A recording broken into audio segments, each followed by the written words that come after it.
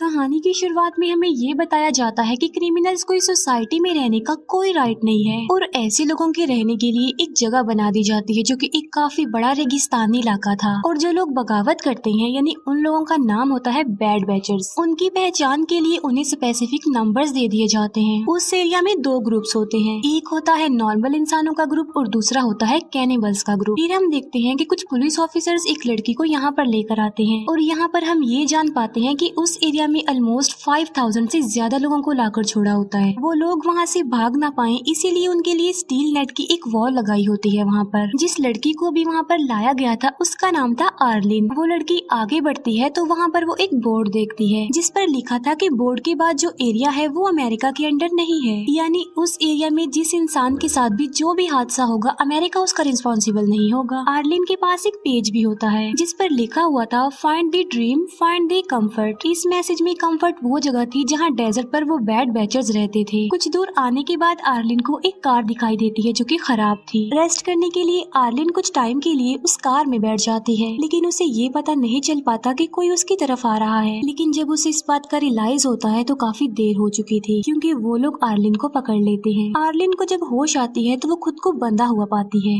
असल में उसे दो फीमेल्स किडनैप करके यहाँ पर लाई थी। उनमें से एक लेडी सॉ लेकर आर्लिन की तरफ आ रही होती है और वो आर्लिन का हाथ काटने लगती है। हाथ के साथ साथ वो आर्लिन का एक पैर भी काट देती है लंच बनाने के लिए, क्योंकि वो ग्रुप था कैनिबल का। डेजर्ट पर कुछ खाने को नहीं मिलता इसीलिए लोग कैनिबल्स बन जाते हैं, जबकि दूसरे ग्रुप के लोग कंफर्ट में रहते थे। जो कोई भी डेजर्ट में आता था ये कैनिबल्स उसे पकड़ लेते थे और उससे अपना खाना बना लेते थे। और ये कैनिबल खुद को बिल्कुल फिट रखते थे, अपनी हेल्थ का काफी ख्याल रखते थे। वहाँ पर बहुत सारे लोगों को इन्होंने प्रिजनर्स बनाया होता है जिनके हाथ पाँव भी काटे गए थे। कैनिबल्स को जब भूख महसूस होती है तो वो इंसानों को पकड़ लेते हैं और उनकी बॉडी का कोई भी पार्ट काट कर उसे खा लेते हैं। और अब तो आर्लिन भी उनकी विक्टिम बन चुकी थी। वो समझ चुकी थी कि वो इन कैनिबल्स का खाना बनने वाली है और अगर वो जिंदा रहना चाहती है तो उसे यहाँ से भागना होगा। लेकिन वहाँ से भागना काफी मुश्किल था क्योंकि उसका एक हाथ और पाँव कटे हुए थे और तो और उसे चेन से भी बांधा गया था। लेकिन आर्लिन को एक आइडिया आता है, वो अपनी पूरी बॉडी पर अपना वेस्ट मटेरियल लगा लेती है। नेक्स्ट डे एक कैनिबल लेडी आर्लिन को चेक करने के लिए आती है तो वो देखती है कि आर्लिन वेस्ट मटेरियल में लथपथ है। ये देखकर वो कैनिबल लेडी उसे आजाद कर देती है और आर्लिन को क्लीन करने के लिए खींच कर अपने साथ ले जाती है। फिर वो लेडी पानी लेने जाती है। इसी दौरान आर्लिन मौके का फायदा उठाकर एक रॉड छुपा लेती है। जब वो लेडी आर्लिन को क्लीन कर रही होती है तो आर्लिन उसी रॉड से उस पर स्टैब करती है जिससे वो कैनिबल लेडी गिर जाती है। फिर आर्लिन उस पर बार बार स्टैब करती है और कैनिबल लेडी की मौत हो जाती है। फिर आर्लिन क्रॉलिंग करते हुए वहाँ से भागने लगती है। आगे जाकर उसे एक स्केटिंग बोर्ड मिलता है जिसके जरिए वो वहाँ से भाग सकती थी। वो डेजर्ट काफी बड़ा होता है और आर्लिन थोड़ी दूर जाते ही थक जाती है और उसे भूख और प्यास लगने लगती है शिद्दत वाली, जिसकी वजह से आर्लिन बेहोश हो जाती है। वहीं पर एक आदमी था जो कि अकेला रहता था, यानी ना तो वो कंफर्ट ग्रुप का था और ना ही कैनिबल था। वो बूढ़ा था जिसकी वजह से वो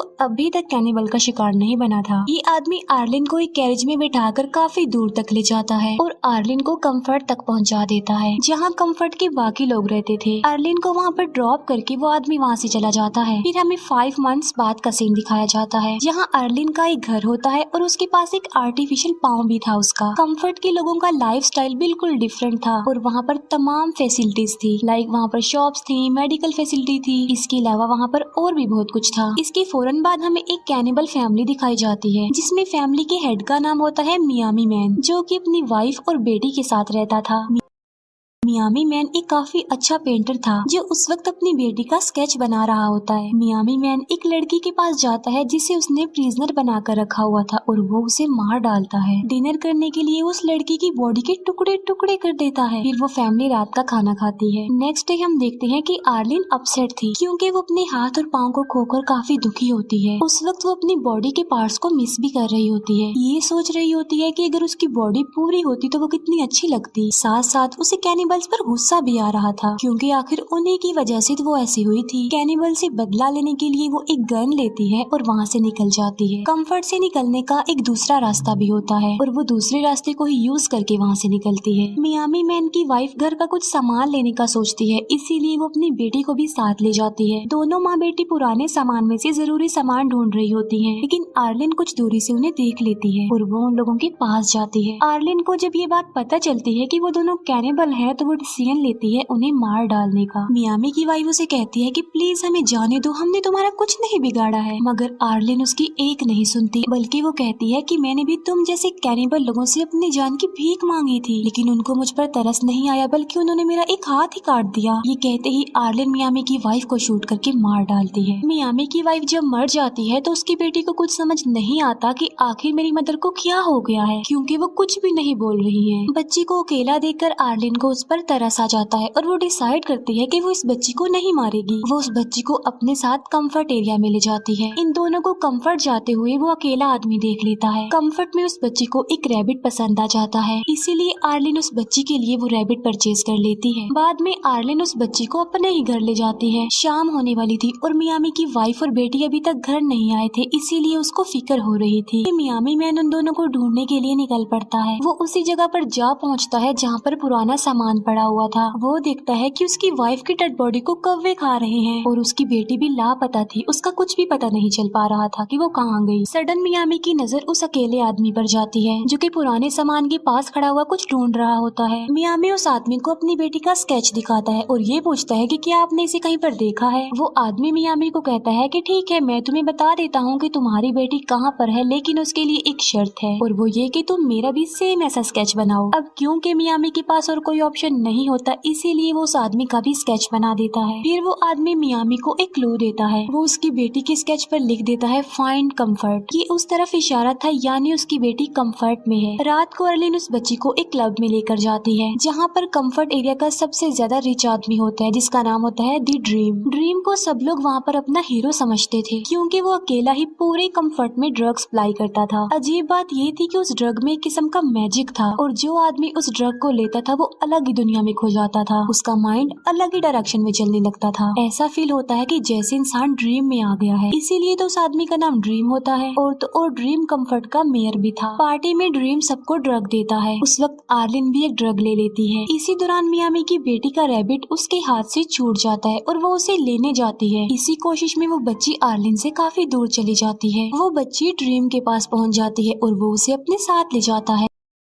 आर्लिन उस बच्ची को ढूंढने लगती है, लेकिन अब आर्लिन पर भी उस ड्रग का असर होने लगता है। उसे ऐसा लग रहा था कि वो ड्रीम में आ गई है और उसे अपने आसपास सब कुछ खूबसूरत नजर आने लगता है। आर्लिन उस बच्ची को ढूंढते हुए कंफर्ट से बाहर ही आ जाती है। आर्लिन का माइंड किसी और ही डायरेक्शन में चला गया था और उसे ये भी पता नहीं चल पाता कि मियामी उसके पास ही खड़ा हुआ है। नेक्स्ट मॉर्निंग जब आर्लिन को होश आता है तो वो देखती है कि वो कंफर्ट से काफी दूर है और मियामी मैन उसके पास ही खड़ा हुआ था और उसके हाथ में वो चीज होती है जिसके बगैर आर्लिन चल नहीं सकती थी, यानी उसका आर्टिफिशियल पाँव। मियामी उसे अपनी बेटी का स्केच दिखाते हुए पूछता है कि क्या तुमने इसे देखा है, जिस पर आर्लिन कहती है कि नहीं, मैंने इसे नहीं देखा, यानी यहाँ पर वो झूठ बोल देती है। किसी भी कैनिबल को कंफर्ट में आने की इजाजत नहीं थी। अगर कोई कैनिबल कंफर्ट के पास आ भी जाता है तो उसे शूट कर दिया जाता है। इसीलिए मियामी आर्लिन से एक डील करता है। वो कहता है कि मैं तुम्हें छोड़ दूंगा, लेकिन उसके बदले कंफर्ट एरिया से ढूंढ कर मेरी बेटी को लेकर आओ। और वो उसे वार्न भी करता है कि अगर तुमने ऐसा नहीं किया तो मैं तुम्हें किसी भी सूरत ढूंढ लूंगा और तुम्हें मार डालूंगा। आर्लिन इस डील पर एग्री हो जाती है। फिर ये दोनों कंफर्ट के लिए चल पड़ते हैं। आगे जाकर उन्हें एक कैनिबल आदमी मिलता है जो मियामी से एक सौदा करता है कि मैं तुम्हें फ्यूल दूंगा, मगर इसके बदले इस लड़की का पाँव काट कर मुझे खाने के लिए दो। वो कैनिबल आदमी मियामी को धमकाता भी है कि मैं तुम्हें मार डालूंगा और फिर जबरदस्ती इस लड़की को उठा कर ले जाऊंगा। इसीलिए मियामी उसकी बात पर एग्री हो जाता है और वो अर्लिन को उस कैनिबल को सौंप देता है। फिर वो आदमी अर्लिन को लेकर वहाँ से जाने लगता है। तभी मियामी उसकी तरफ एक नाइफ फेंकता है जो सीधा आकर उस आदमी को लगता है। उस आदमी की मौके पर ही मौत हो जाती है। मियामी उस आदमी का सारा सामान खुद रख लेता है और उस आदमी का एक हाथ भी काट कर अपने पास रख लेता है। फिर वो दोनों अपनी मंजिल यानी कंफर्ट के लिए आगे बढ़ते हैं, लेकिन रास्ते में ही तूफान आ जाता है वहाँ पर और हर तरफ रेत ही रेत छा जाती है। इसीलिए थोड़ी देर के लिए इन्हें स्टे करना पड़ता है। ये दोनों वहीं पर टेंट लगा कर अपना टाइम गुजारते हैं। तूफान रुकते रुकते रात हो जाती है। इसीलिए मियामी उस आदमी की कटे हुए हाथ को निकालता है डिनर बनाने के लिए। आर्लिन मियामी से पूछते हैं कि तुम कैनिबल यानी बैड बैचर्स कैसे बने। वो कहता है कि जब मैं 16 साल का था तो एक बोट के जरिए अमेरिका आ गया। अब क्योंकि मैं अमेरिका में अनऑथोराइज्ड पर्सन था, इसी वजह से मुझे बैड बैच बनाकर यहाँ भेज दिया गया। उन दोनों के साथ ही बहुत बुरा हुआ था, इसीलिए वो दोनों एक दूसरे के काफी करीब आ चुके थे। लेकिन तभी कोई मियामी को गोली मारकर उसे इंजर्ड कर देता है। तभी वहाँ पर एक स्ट्रेंजर आ जाता है जो अर्लिन को कहता है कि वो उसके साथ चले। यहाँ पर अर्लिन सोचती है कि क्या मुझे मियामी के साथ रुकना चाहिए या फिर उस आदमी के साथ चले जाना चाहिए, लेकिन लास्ट में वो उस आदमी के साथ जाने को ही प्रेफर करती है। वो कंफर्ट का आदमी था, इसीलिए वो उस आदमी के साथ कंफर्ट एरिया में आ जाती है।